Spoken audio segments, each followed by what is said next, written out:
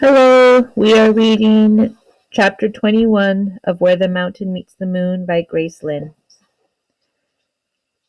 Min Lee and the Buffalo Boy pushed through the crowd as the sun burned the tops of their heads. Min Lee, used to the spare harvest of her village, couldn't help gaping at the tall mounds of food for sale at the market of green abundance. The street and open courtyard were filled with umbrella-covered stands and stalls, flaunting jade-colored cabbages, curled cucumbers, purple eggplants, and tangy oranges. Glossy, sugared hawthorn berries, like rubies on a stick, made Minley's mouth water. "I don't see the king anywhere," Minley said. "Well, maybe he's not here yet," the Buffalo Boy said. "I don't know if I'll find him here," Minley said. Now, in the daylight, the Buffalo Boy's friend didn't seem as extraordinary. What would the king be doing at a street market anyway?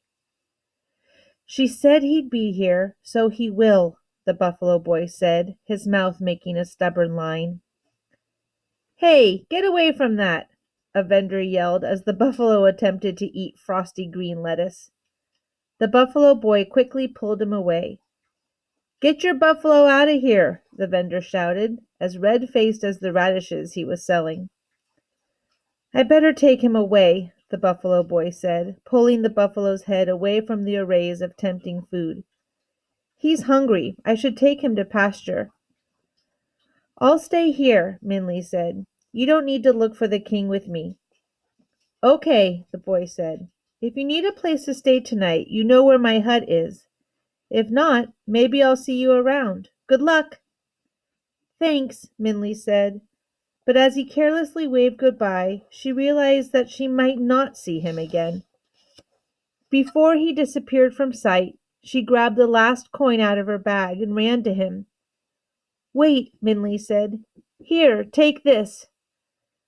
"No," the boy laughed. "I don't need that. You keep it." "But," Minley started, but he had already turned around. "Goodbye," she heard him call, and the buffalo snorted a farewell as well. Minley smiled wryly to herself. Now what? Minley thought as she wandered past stalls, weaving around merchants and customers.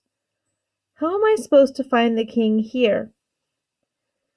"Please spare a piece of fruit for an old man," a voice creaked.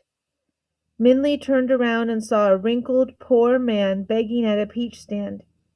He was dirty and bent, and his clothes looked as if they were made from rags used to wash floors. "Please," he begged the peach vendor, "I'm so thirsty. One small peach, your smallest?" "Go away, old man," the fat vendor said. "No money, no peach." "Please," the beggar said again, weakly. "Pity a tired old man." "Get away from here, you worthless beggar," the vendor spat out, "or I'll call the guards on you." The vendor's loud voice had attracted attention from passer-by, and a small crowd began to form in front of the peach stand. "It's disgraceful to treat an old man like that," someone murmured. "Just give him a peach." "All of you are so generous with my property." The vendor glared at the crowd. "If you care so much, buy him a peach."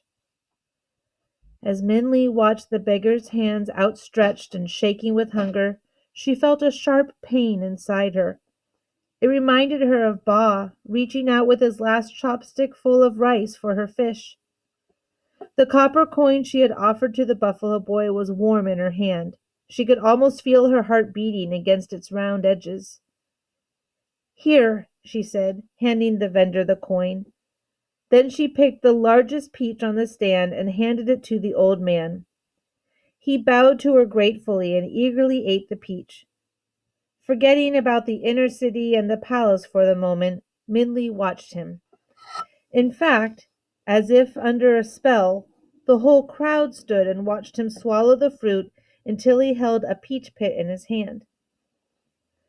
"Thank you," the beggar said in a much stronger voice, and he bowed to the onlooking people. "The peach was so delicious. I wish for all of you to be able to taste it.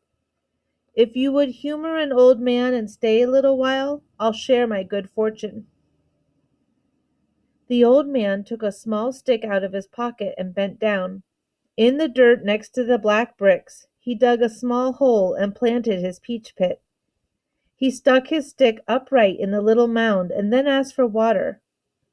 Min Li, now completely fascinated, took out her water jug and handed it to him. As he poured water onto his stick, it trembled, and, was she imagining it?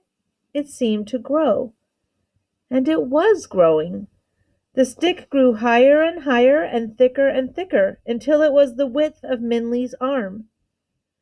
When she could no longer see the top of it, pink flowers and branches began to blossom out of it. As the sweet scent of the flowers filled the air, Min Li realized the stick had become a peach tree. The crowd of people seemed to realize this too, as they all gaped at it open-mouthed. Even the stingy vendor left his fruit stand to stare at it in awe. Like pink snow, the petals fell from the tree and made a soft carpet on the dirt. Green leaves sprouted, and, as they cascaded over the branches, pale moon-colored balls like pearls developed. Almost as if they were small balloons being blown with air, they grew into round fruit, blushing pink and red as they developed. Soon the tree was heavy with them, and the air was full of the enchanting smell of ripe peaches. Children gathered around and stared longingly at the luscious fruit, while the adults gulped with their mouths watering. Finally, the old man reached up, plucked a peach from the tree, and handed it to one of the people in the crowd. "Please," he said, waving his hand, "help yourself." The crowd needed no other urging. Young children climbed the tree and passed down the fruit, while the taller adults simply stretched and grabbed. A boy with a tired horse climbed onto its back to reach an especially red peach that called him. Before long, everyone's mouths were full of soft, sweet peach flesh and groans of delight. Even the peach vendor, his stand forgotten, stood under the tree with his eyes closed contentedly and peach juice dribbling out of his mouth. Min Li, however, didn't join in the feast of peaches. "If I hadn't been eating peaches all the way to the city," Min Li said to herself, "I'd be the first one climbing the tree." But as she was slightly tired of peaches, Min Li saw what no one else did. She noticed that every time someone plucked a peach from the tree, a peach from the fruit stand disappeared. "The beggar is using the vendor's peaches for his tree." Min Li laughed to herself as she glanced at him through the fruit-eating crowd. He was watching with an amused look, and suddenly Min Li saw that the beggar wasn't really that old at all. He must be a magician. Maybe he can help me get to the inner city. Min Li edged toward him. As she weaved her way to him, the last peach was picked from the tree, and the leaves and branches began to disappear. The tree trunk seemed to shrivel into itself, and it grew thinner and shorter. The crowd had finished their peaches, and the ground was littered with peach pits. When Min Li finally reached the beggar, the tiny twig of the tree vanished underneath the pile of peach pits, and the beggar was turning to leave. "Wait," Min Li said, and grabbed his arm. However, as Min Li took hold of his sleeve, it pulled back, and a glint of gold shone. Hastily, the beggar pushed back his sleeve, but the quick glance was enough for Min Li to see that he wore a gold bracelet in the shape of a dragon. They stared at each other, as Min Li's quick-thinking mind somersaulted. "Only the imperial family is allowed to use the image of a dragon," Dragon had said. "Everyone knows a golden dragon is always and only worn by kings," said the buffalo boy. The words flashed in her mind, and Min Li could scarcely breathe. "You're wearing a dragon," Min Li gasped. "Only the is allowed to wear a golden dragon. You must be. Where's that beggar?" A loud, angry shout cut through the chaos. Min Li recognized the vendor's voice. "He stole my peaches. I'll get him." Quickly, the beggar shook off Min Li from his arm and began to run. She stared in shock as she finished her sentence. You must be, Min Li whispered to the ragged, disappearing figure, the king.